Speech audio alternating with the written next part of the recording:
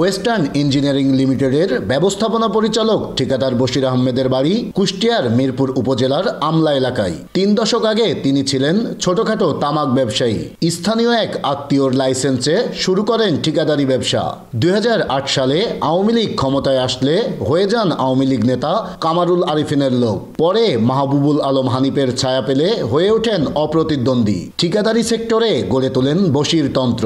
ওনার BNP Hanif সবার সাথে ভালো সম্পর্ক ওনার, মানে এমন কোনো নেতা তার সাথে সম্পর্ক ওনার নাই, যেহেতু ওনার অর্থ হয়ে গেছে। ব্যবসায়ী তামাকের ব্যবসা করতে না, ওনার চাষেও আবাদ হইতো এবং কিন্তু সবাই মিলে বিক্রি করত। পানি উন্নয়ন বোর্ডেই বেশি কাজ করেছে বশির আহমেদের ঠিকাদারি প্রতিষ্ঠান ওয়েস্টার্ন ইঞ্জিনিয়ারিং।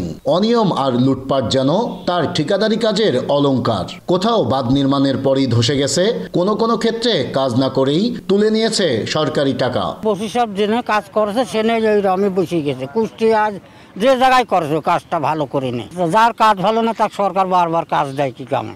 দীর্ঘদিন থেকে অন্য কেউ দেখা যাচ্ছে সেখানে কাজ পায় না, সে একই ব্যক্তি পেয়ে যাচ্ছে। এখানেও কোনো গাফিলতি আছে কিনা কর্তৃপক্ষের, সেটা তো দেখার বিষয়, তদন্ত করে। এত অভিযোগ তারপরও কুষ্টিয়ার তালবাড়িয়া ও শিলাইদা এলাকায় বাঁধ নির্মাণ প্রকল্পের 250 কোটি টাকার কাজ করছে বশিরের ঠিকাদারি প্রতিষ্ঠান।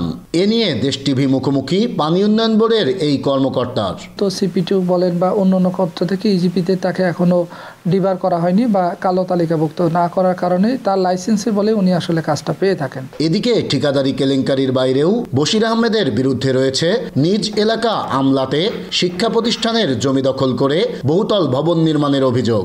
ওই জমির ভিতরে আবার ওই বশির সাহেব 11 শতক জমি দখল করে দিচ্ছে। যাই হোক, আমি একসময় এই করলাম আর কি, করার পরে ধরেন অনেক মারামারি গন্ডগোল, এইগুলো বাধা দেওয়ার কারণে আমি নিজেও লাঞ্ছিত। আর এসব নিয়ে নানাভাবে যোগাযোগ করলেও জবাব দেননি বশির আহমেদ। এত কিছুর পরও কিভাবে ঠিকঠাক চলছে বশির তন্ত্র, এ প্রশ্ন সচেতন মানুষের। নাইদা সান্তিতাস, দেশ টিভি, কুষ্টিয়া।